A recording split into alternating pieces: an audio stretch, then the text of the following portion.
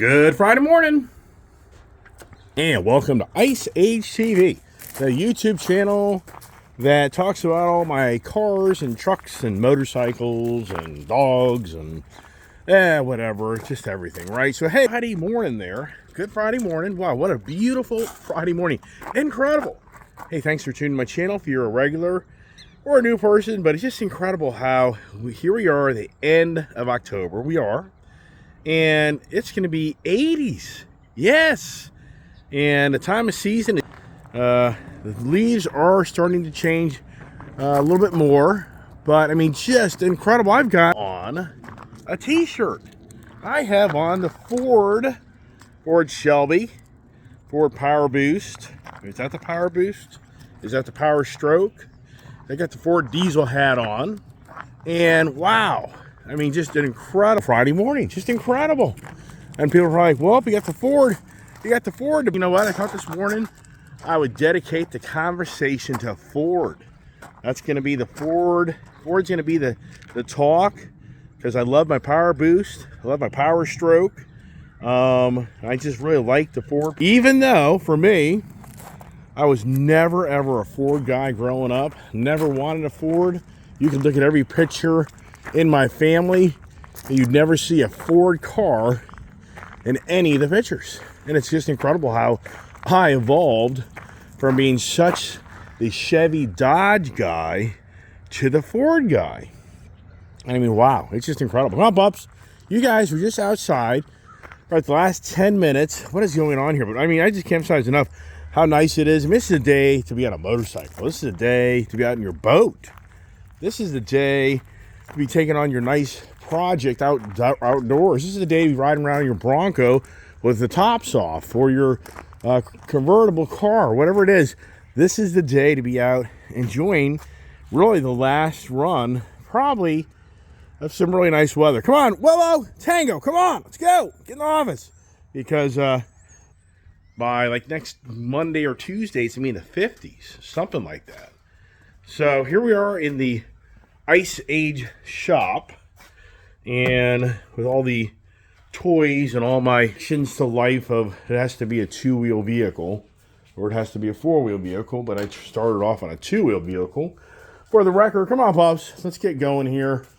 And like I say, you're probably saying, why are you focused on the Ford? Because this past week, if we do the week in review, we went from the buy conversations to the sell conversations, to the forgot conversations, to the detail conversations. Is that right? I think that's our. You know, I'm just going off the tip of my tongue here. So we've had a theme every day, and I thought today would be the Ford day. I thought it'd be the Ford days because the UAW and Ford tentatively have agreed to end their strike of 56,000 union members. So I thought, you know what? Let's go ahead and recognize UAW and Ford for getting their relationship back to continue to build the Ford products. And for me, such the Mopar guy. I mean, here, this Dodge Charger Super B SRT is so much fun. I mean, it really is. Yesterday, I ran a guy in a Ford Raptor truck, young kid, just having fun, and he blasted off in front of me, and I blasted off right behind him, and I went right on by him, and then we were at a light, and I should have videoed it, but you know, sometimes like you really want to video that stuff. And a light, I let him actually get a little ahead of me just to see if he really wanted to do it again, and he did, and I just blew him away once again. You know, this car here is just so much fun. And even though I'm breaking it in, I was thinking, I really want to hit the 500 mark. I'm at the 400 mark. But I do really want to get this car and do my 0 to 60 with these rear drag radials. It'll be really interesting to see how the 0 to 60 is in this car compared to these cars here. They're just so powerful you can't hook up. And you really have to know how to finesse these really powerful cars to really get your speeds correctly. Just because you have more power doesn't mean always that you're the fastest person. It's all about that finesse. So yeah, so here we're talking about, it's all about the Ford. I think more about the Ford today because Ford wasn't in my life growing up. And, you know, what changed that? I mean, even for me, because if you had looked at my driveway, the pictures, and you looked at my driveway, you would have seen back in the 90s, for the most part, all Dodge or Ram, not a lot of cars. I didn't have, you know, I had cars, but nothing like what I have today. And you would have seen GM, Chevy, GMC, Pontiac vehicles in my driveway. Even Toyota. I'm a Toyota guy. So then you go into 2000 years, and you would still see the Ram and the Dodges, and you would see the Chevys. You see the Chevy Corvette. You'd see a lot of the Chevy trucks, the Chevy 1500, 2500, 3500. You'd see the Tahoe, the Suburban. You'd see, you know, so for the most part, you see the Hummers. I had a bunch of Hummers back then. And so all through the 2000 years, for the most part, it was dominant Chevy and Dodge, Ram products. Yeah, I had some Mercedes for a little bit time there. I had Volkswagens. But anyways, you just wouldn't see a Ford until 2006. 2006, I bought a Ford F-250 Harley-Davidson blue jean color truck. Really nice truck with that old, what was it, the 6.0 international motor. I'm just not really, just so many different numbers and everything. So I had that truck for about 2-3 years until I went broke and had to let it go. So that's a whole other story. But the whole point is, this morning, as I get all coughed up and choked up, I'm getting me some more coffee so I can just get even more choked up. So anyways, the Ford product, for the record there, maybe out there, the Power Stroke truck smokes every factory diesel. Yes. So even though I'm a Ram guy, that truck's going to smoke your brand new Ram. Even though I'm a Duramax guy. I've had the Chevy 2500 Duramax. That truck's going to smoke your Chevy Duramax.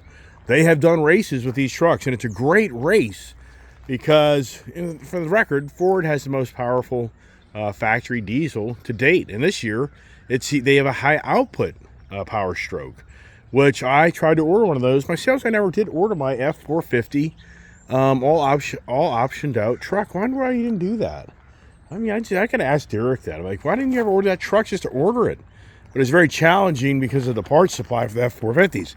The whole point is, if you watch a race with these 3 trucks I just named, it is classic because off the line, the Ford is not winning. The GMC is winning. The Ram, not so much. Ford intentionally does not let all the power come out of that truck until it gets into like 3rd gear. And then it just smokes everybody. Watch the video. It's a great video. And hey, all-around guy that loves all the cars. So it doesn't mean just, hey, I'm the #1 guy at Ford. I'm not saying that. I'm just sharing the stories of what I see. So for Ford, what created the Ford? And once again, this is all because of Ford UAW. We'll talk about that a little bit more in depth, what's going on.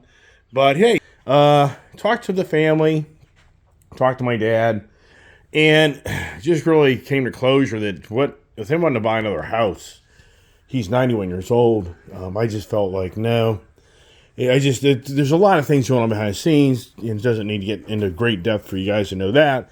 But the good news is, my dad's not going to move and sell and doesn't need to buy a house. So this now doesn't create an issue for me, and I continue to have my Gold Rush and my blue Frostbite Charger. But here's the thing. If you watch my videos, I was thinking, do I sell some of these cars and get a Ram TRX? Which I think that's foolish. Which I don't think that will happen. Because, I mean, why would I do that? I'd rather just get the Ram TRX, giving up something else. But here's the thing. So my sales guy calls me yesterday and says, hey, because I told him, I said, you know what?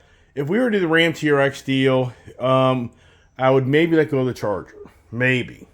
But I'm not really wanting to. But okay, I'm up for it. What do you got? So he calls me yesterday. He says, we'll give you $74,000. $74,000. This car brand new. We have to look at the sticker in the office to verify how much it was brand new. I'm like, are you kidding me? There's no way. But what's going on? I mean, that's the real conversation. Our conversation is what is going on. And if you're seeing the YouTube channel videos of all the gloomer doomers, I guess if you preach the gloom and doom every day of your life, I guess eventually it will happen. I mean, these gloomer doomers for the last, good year of the car channels at least have been, predicting the car market's going to crash. I mean, I guess at some point, if you just talk the same thing day in, day out, maybe it starts to play out, I guess. But for the Dodge Charger, that ain't happening, even though my sales guy's like, well, let me keep on working the deal. And I'm like, okay, well, whatever, okay, so you're going to give me really stupid numbers for this? Yeah. No, there's no way they are. There's no way. You know why? Because the market is soft. All right, we'll go over here to the Indian. We'll get back to Ford here in a second, but here's the Indian update. If you watch my channel, I wrote a brand new Indian Pursuit Dark Horse Premium Package, black, yesterday. Rode it, and it was a great ride. No issues. My bike's down there, hopefully today, finally getting the last option to see if they can fix that motorcycle. So hopefully before the day's out, wouldn't surprise me if it's tomorrow, but hopefully before the day's out, I'm going to get an answer on that. So, I mean, that's the ongoing saga. Gotta get some water here. Just, it's like, wow, man, my throat this morning is so, just like, yeah, something's in the throat. Anyway, so, Ford Bronco over here is a really nice product. And did I grow up wanting a Ford Bronco? Not really. I grew up wanting the Chevy, I guess you'd call it the Blazer. That was what I was fixated on. I was a kid in the 70s. I wanted the early 70s Chevy Blazer, the K10 or whatever you call it. Never fixated on the Bronco. So as far as my Ford, it came from the Ford Raptor product, the Ford F-150 truck Raptor in the fall of 2017. That truck is what transitioned me from being a whole truly Ram guy, which I had the Ram 1500, the Ram 2500, and the Ram 3500, and I literally transformed out of that into the Ford F-150 Raptor, the Ford F-250, and the Ford F-450. So if you were to see pictures of my property from basically 2018 through 2019, you would see the whole mixture of me having all Ram and Jeep vehicles go to Ford, all Ford vehicles, even to the point that I think that for a little bit of a time there, I don't think I had one Ram, Jeep, or Dodge product. And then for me being such the Dodge Challenger and Charger guy, I then transformed into the Ford Mustang. Which, where is the Ford Mustang? where's we know the Ford Mustang GT Vapor Blue. That is at the dealership. That is going to be modified, changed on apparently Monday. And this is what's kind of interesting here is I was supposed to take all the parts. Do you see that box over there? It says the car. Okay, that was supposed to go with that car. That's the coil springs. I forgot to take that box because I had everything here in this big area here with all my parts, and I forgot that. And that's my number one concern is replacing the springs. I'm going to lose that real loving feeling of that car because that Ford Mustang redesigned 2024 S650 generation car, that is by far the nicest Mustang I have owned yet, as far as not the GT500, not talking about that, the GT350, I'm talking about that. I'm talking about the Ford Mustang, real, not expensive car. And wow, and I'm so concerned, man, my throat is so bad this morning. I am so concerned that lowering that car, gotta get water. I'm so concerned lowering that car is going to throw off the handling and the feel of that car. Is that a message? Should I just let the car get done and don't put the springs on it? I don't know. But I saw a video yesterday of the Dark Horse Mustang. I've never seen the Dark Horse Mustang, which I have on order in person. I've never even really watched a lot of it on videos because then it just makes you want the damn thing even more. And I think to myself, my lowered Ford Mustang GT is going to have very similar looks to that car because it's going to have a little lower profile. And wow, you can get the Ford Mustang GT that I have, that I paid $48,000 for, that I've bought $2,000 worth of parts, and let's just say I put another $1,000, $1,500 in labor, and that car has that dark horse personality. Why the heck would I want one of those? So now here's what's interesting is, since I'm driving cars back to back, so this car here, the Super B, so much fun. The tires in this vehicle give this thing such a race type of fun personality. I can't emphasize enough that this car is so like connected to the road because of these bigger tires and wheels, wide body. And it's just very interesting from driving the Ford Mustang GT that it's so well designed, so tight, that when I drive this, yes, this is, but this doesn't have the same type of feel of that quality. I mean, it really be like, what? Yes, I mean, this is a fun car. But the point is, that new GT Mustang is so tight. It is so tight. That car is like a European design car. It's incredible. So, I mean, but I love the feel of this car because it's such the retro power feel. It's just so much fun. We go over here to the Ford Bronco, and I talk about this car, and never knowing that when I kind of go to the Ford brand, that I would eventually one day have, in my eyes, the baddest ass product in my lifetime of this type of vehicle that is an SUV, over the road, on-road vehicle. I just never realized that I would be very fortunate to own one of these things. And this thing is just so much fun, even though I was a Jeep guy. I had so many custom Jeeps where I have modified them for the lift kits and the big tires and wheels, the exhaust, and just factory out of the gate, this thing just destroys. You know what's interesting is so many people that don't really know the Ford Bronco, and I can't emphasize enough. Right now for Ford, it's all about going to the Ford dealer and you're going to get a deal because Ford has so many Broncos, so many Ford F-150s, so many Lightnings, so many Mustang Mach-E's. They have so much inventory of all these trucks and cars. It's not really cars per se anymore. It's trucks and SUVs. And if you're patient, I think that you're going to be rewarded because I think the deals are coming back. I think Ford will probably be one of the first manufacturers to have to start really pushing big discounts and incentives because the market has changed. And my point over here is anybody out there that goes out and buys a modified Jeep Wrangler for, say, $70,000, I think you've made a huge mistake. You should have bought a factory Ford Bronco. You should look to the Ford Bronco for the package you're getting, the money you're spending, and not having to modify it to make it look really cool. And I'm not talking about the Raptor. Okay, I'm talking about the lower, the step down version of the Bronco.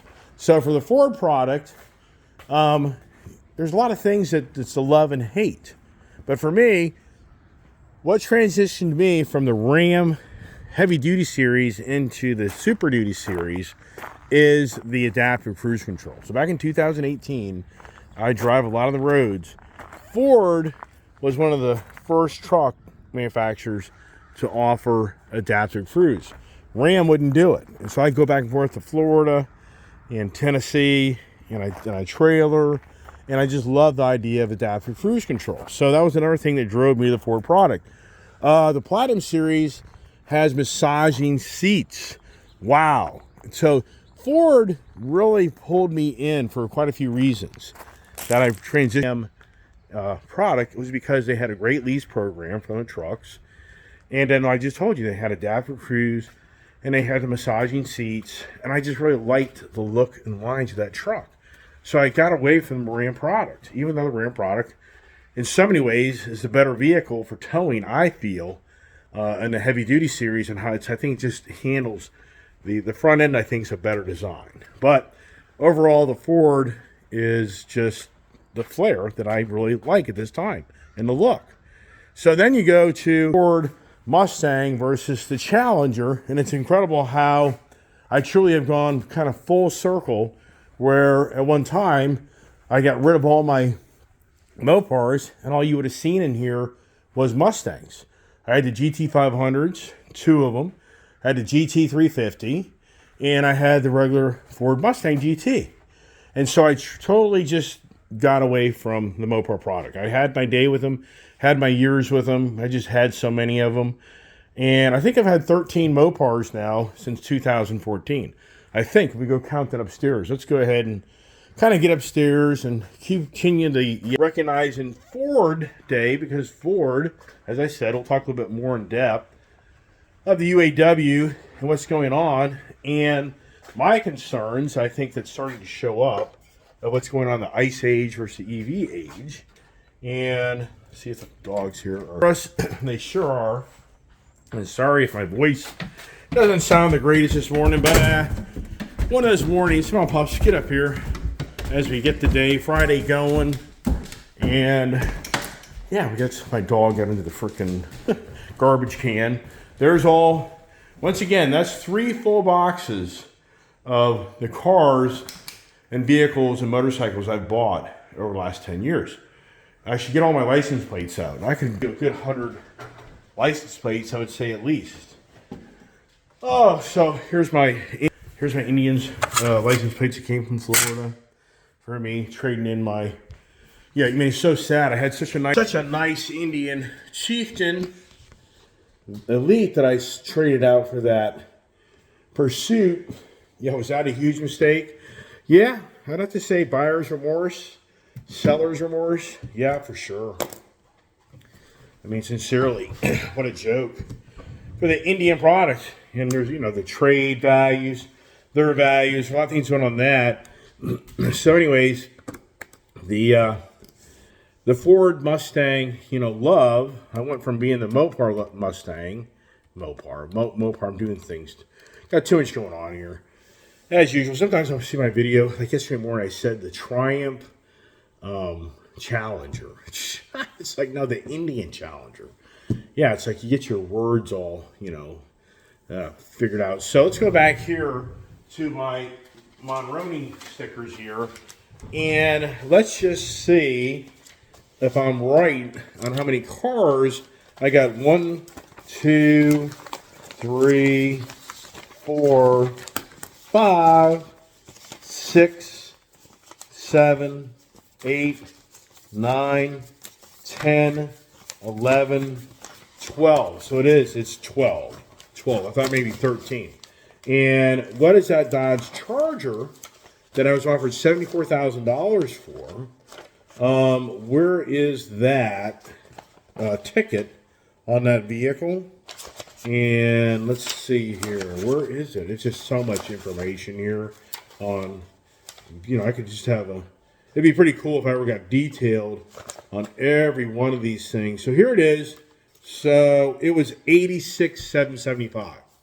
So that car back in 2021 during the pandemic is an $87,000 car, $90,000 car. So now they're offering me $74,000. So wow, what does that tell you? Well, it tells me that the car industry is seeing the decline in people buying things. So the reality of the heyday for the car industry, I think, has come to an end. I think that the car industry now is probably in challenging times. And that's why I thought the Ford conversations this morning, which could take forever and gets very deep, which I'm not going to do it to you, but I thought the UAW getting their deal come to settle, it was appropriate, as far as I know. I mean, they could, at the last second, renege on the deal, but we'll get a little bit more into that here in a second. So here's the thing. In my travels, like yesterday, I went to the Indian dealer to check in to see about my Pursuit. And you can see the video. I was there yesterday. You can watch it. So, talking to a key employee that works at that dealership, you can sense that it just isn't what it used to be. You can just sense it. In fact, that's the first time I've gone to that dealership, and I couldn't have had a video. Usually I go to the dealership, there's 12 or 15 sold motorcycles lined up in the showroom just to share with others and show others that, you know, the dealership is selling motorcycles. I mean, that's a psychological thing. We realize or not, if you're a business of a dealership, whatever, you get people, you get the excitement, it's the energy, and it draws people in to do things. When there's nobody there, nobody around, that creates that atmosphere like, If there's no motorcycles that have sold, that creates that atmosphere of So, anyways, my key friend down there, I was asking him about what's kind of going on, and he phrased it in a certain way. I was like, what do you mean by that statement about, you know, the change of sales? And so what he claims is that the number of people calling the dealership to sell their motorcycle is now a very consistent phone call. The people calling to buy a motorcycle, not so much. The people are calling to sell their motorcycle to trade it for another motorcycle, not so much. So he said the most dominant phone calls for a dealership now is people calling to sell their vehicle, to get out of it. And I know that I talked about this years ago, and many have speculated back in 2021 to 2022 that would be the end result of so many people going out and buying all these motorcycles. And okay, there you are.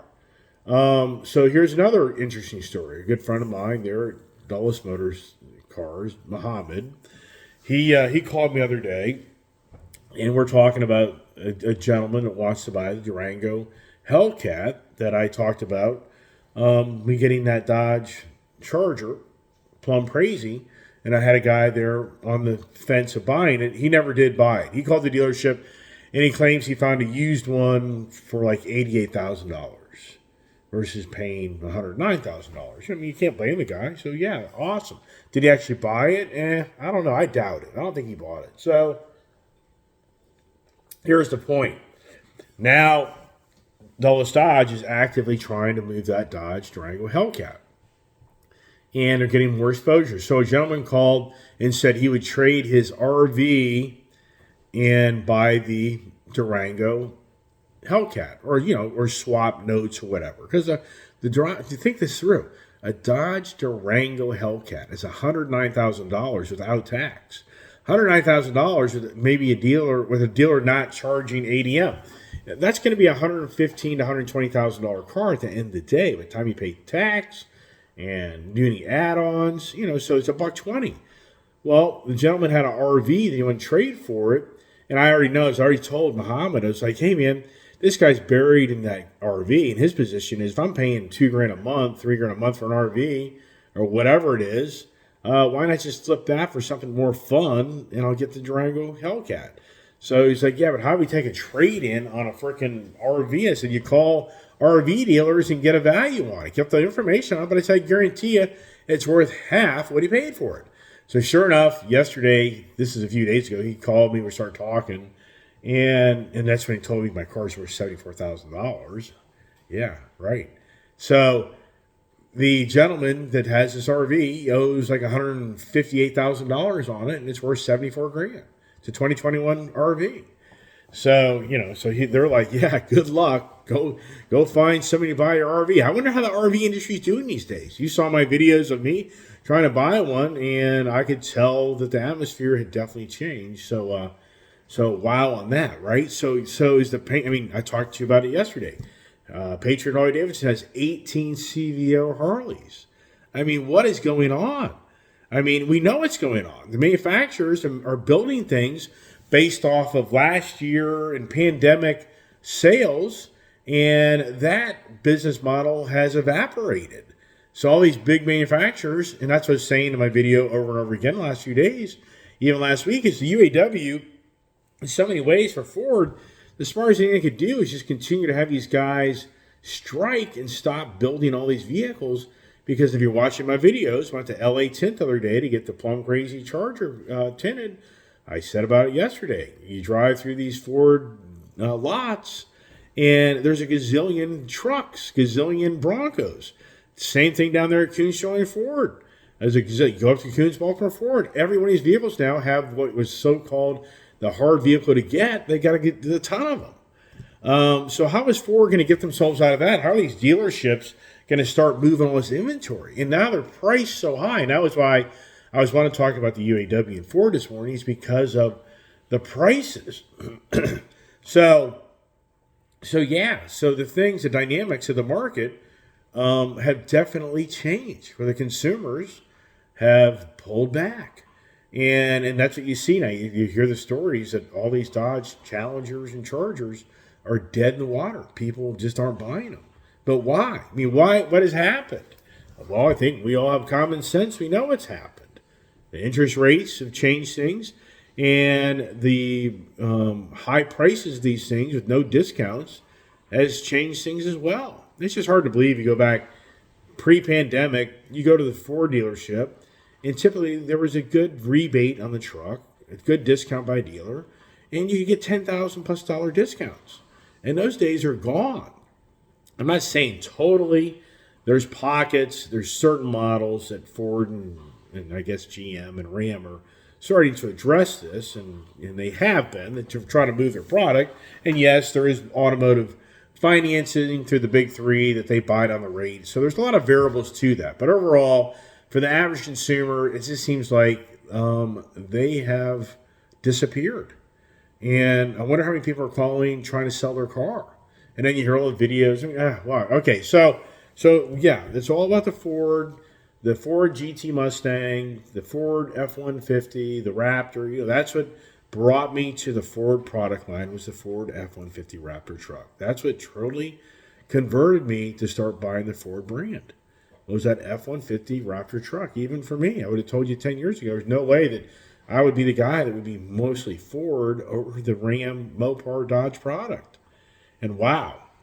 But some people watch my channel. I sold the two GT500s because here's kind of the irony.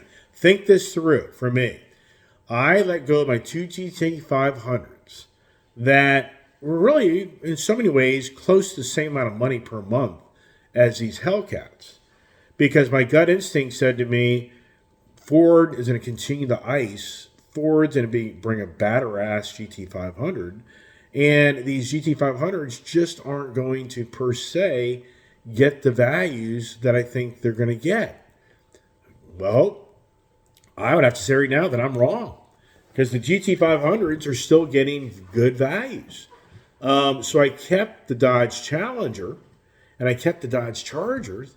You could go to the buy and sell conversations that I started back in Monday and Tuesday, and I should probably even address that on those conversations. What do I buy? What do I sell? And last fall, I went on the buying spree of buying the Mopar products with the anticipation that late this year, early into next year, these cars would still have some pretty good, respectable value. And no doubt in my mind, if you go into the middle to later 2024, that they would maybe even give really good numbers on them. But no, that's not happening at all at this moment. So in so many aspects, I would have been better off dumping the Mopars and keeping my GT500s. And in so many ways, are the GT500s more fun than the Challenger and Charger? They are. They really are. I mean, Ford has a more fun performance vehicle over Dodge, because I've talked about it a gazillion times. Ford has rev matching. Ford has the active exhaust capability. The Ford Mustang is a smaller platform car that gives you more of that performance-oriented feel. When you drive a GT500, it all out gives you that race type of car personality. And for the record, there's far less GT500s out there than there are Hellcats. So in so many ways, yeah, if I could go back from this past spring and not let go of my GT500s and let the Mopars go, that probably would have been the better decision. But even though, if you look at the cars that I have, it's a great mixture. And for me now, my real fixation was that Ford's going to bring something nicer and just let the GT500s go. And for the record, if I knew that Dodge was going to continue the ICE on the next generation of the performance brand, the Hellcat, the SRT, they're not going to call it the Hellcat. It'll be the SRT whatever they're going to call it, I wouldn't have bought these expensive cars because I just know that Dodge would bring a more powerful, better packaged car than the previous 15-year run of the Challenger. Yeah, 15-year run from 2008 to 2023 and 2023. So yeah, but now I've told you this in my videos. It looks like Dodge may be reversing course and may be going to ICE. They may not just go all electric. And that's what's the whole point of this UAW Ford thing this morning. So we'll move on to that. And so for me, here is Ford, the original real assembly line manufacturer in this country. If you go back to Henry Ford, the original industrialization of cars and manufacturing, Ford was it. And through the years, Ford has always had the struggles with the employees. And so as we know, if you follow the news, the UAW and Ford have tentatively come to agreement. Shawn Fain wanted a 40% pay increase on his initial proposal and a 4-day work week. He didn't get those. I know everybody has any common sense. He wouldn't get those. So he got 25%. Ford has agreed to 25% pay increase over the 4 year. This is only a 4.5 year contract. So it's just like, wow. They'll be rehashing this all over again 4 years from now.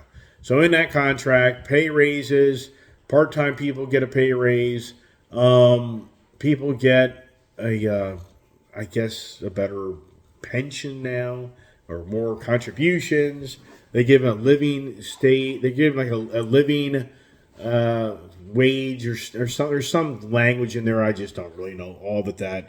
But what's interesting, one of the things that Ford agreed to is that the union has the right to strike on shuttered plants. So, which that's just kind of weird language. What does that exactly mean? That they get to strike. So I guess what it means is that Ford can't, fire them. I don't know if they close a plant. So for many of the analysts are concerned because Ford just has now set the precedent for General Motors and Stellantis. So General Motors and Stellantis, they're still negotiating. So Ford, technically, supposedly, in the UAW, if I understand it right, UAW has told their 57,000 striking members to go back to work, to get things in line to start producing. And so, meanwhile, Ford is crying the blues in some ways because of their profits are down. And now this strike had an impact on them. And once again, this is now set the precedent that GM and Stellantis are going to have to come to the table in so many ways and meet the same thing Ford did. But what's it going to do overall? You just think to yourself, what's it going to do? And what I got to saying yesterday or the day before, whatever, I got to think to myself, wow, this EV age, and here's the thing, Jim Farley, General Motors, and Stellantis, they're all raising their hands saying this EV thing's not the right direction. It really is not.